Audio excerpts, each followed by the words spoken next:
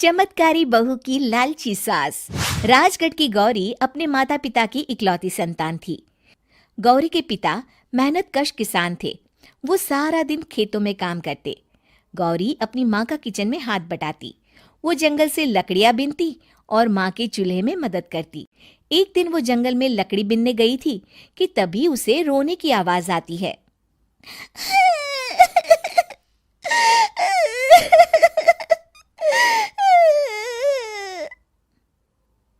अरे, यहाँ कौन रो रहा है? इस जंगल में भला किसी के रोने की आवाज? जरूर कोई जंगल में फंस गया होगा। वो देखती है तो उसे एक परी दिखाई देती है जिसका एक पंख टूटा होता है। अरे, तुम कौन हो और क्यों रो रही हो? मैं परीलोक की रानी हूँ। पृथ्वीलोक में घूमने आई थी, लेकिन देखो ना, मेरे पंख ही टूट गए। अब मैं कैसे उड़ान भरूंगी? अरे, इसे जोड़ना तो आसान है। रुको, मैं अभी जोड़ देती हूँ। ये कहकर गौरी लकड़ी और रस्सी की सहायता से पंखों को जोड़ देती है। परी अपने जुड़े हुए पंखों को देखकर खुश हो जाती है और गौरी को वरदान देती है कि वो पूर्णिमा की रात किसी भी चीज को हाथ लगाएगी तो वो सोने की हो जाएगी। लेकिन गलती से अगर उसने किसी इंसान को छू लिया तो वो अगली पूर्णिमा तक सोने का ही रहेगा। गौरी घर आती है और सारी बात अपने माता पिता को बताती है। गौरी की माँ उसे कहती है, तू भी ना गौरी, सारा दिन परियों की कहानियां पढ़कर स्वप्न लोक में ही रहती है। नहीं माँ, मैं सच बोल रही हूँ। देखो, आज पूर्णिमा की रात है ना, इसलिए डर के मारे मैं कोई सामान भी नहीं छू रही हूँ। अच्छा, ऐसी बात है बिटिया रानी, तो जरा इस घड़े को हाथ लगा दे। गौरी घड़े को जैसे ही हाथ लगाती है वो सोने का हो जाता है। गौरी के माता पिता घड़े को देखकर हैरान रह जाते हैं। अगले दिन गौरी के पिता उस घड़े को सुनार के पास बेचने जाते हैं तो रास्ते में उन्हें कंचा काकी मिलती है। वो सोने का घड़ा देखकर गौरी के पिता से पूछती है, अरे गौरी के बापू, ये पीतल तो बड़ा चमक रहा है। अरे काकी, ये पीतल नहीं, सोना है, सोना। बेचने ले जा रहा हूँ। अरे, कहीं कोई लॉटरी लग गई है क्या? इतना सोना?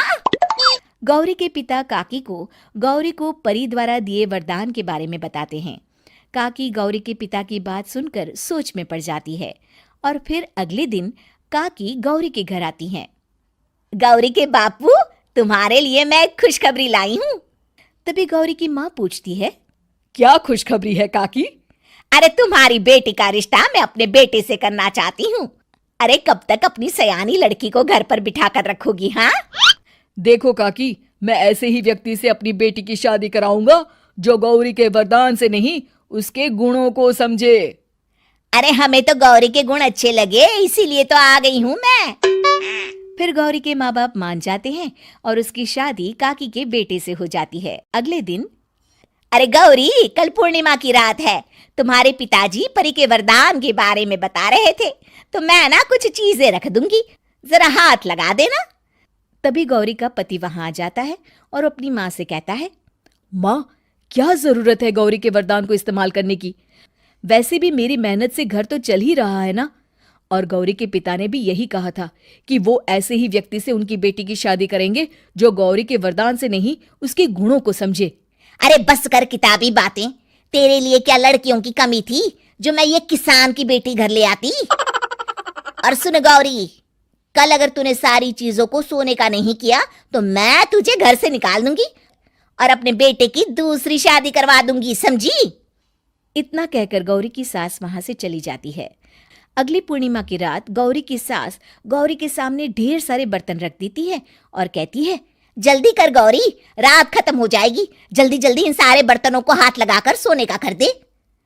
गौरी करती भी तो क्या, वो जैसे ही एक छोटे से बर्तन को छूने वाली होती है कि उसकी सास भड़क जाती है। क्या मजाक बना रखा है? इतने छोटे से बर्तन में क्या होगा? ये ले, ये बड़ा वाला बर्तन। जैसे ही बड़ा सा बर्तन लेकर गौरी की सास उसकी तरफ बढ़ती है, वैसे ही बर्तन के बाहर से वो धड़ाम से गिर जाती है। सास को गिरा देख गौरी उन्हें संभालने दौड़ती है और वो सास को हाथ लगाकर कहती है, अरे सासू माँ, क्या हो गया आपको? कहीं चोट तो नहीं लगी ना? लेकिन जैसे ही वो हाथ सास से हटाती है तो देखती है कि उसकी सास सोने की हो गई है। गौरी सोनी की सास को देखकर रोने लगती है और अपने पति से कहती है,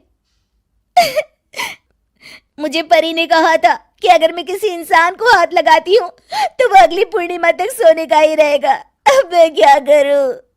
अरे करना क्या है, माँ को उठाकर अलमारी में रख दो। और हाँ, लालच का फल बुरा ही होता है। ज्यादा बड़े बर्तन को सोने का बनाने के चक्कर में माँ का ये हाल हुआ है। ये कहकर वो दोनों माँ की तरफ देखने लगते हैं।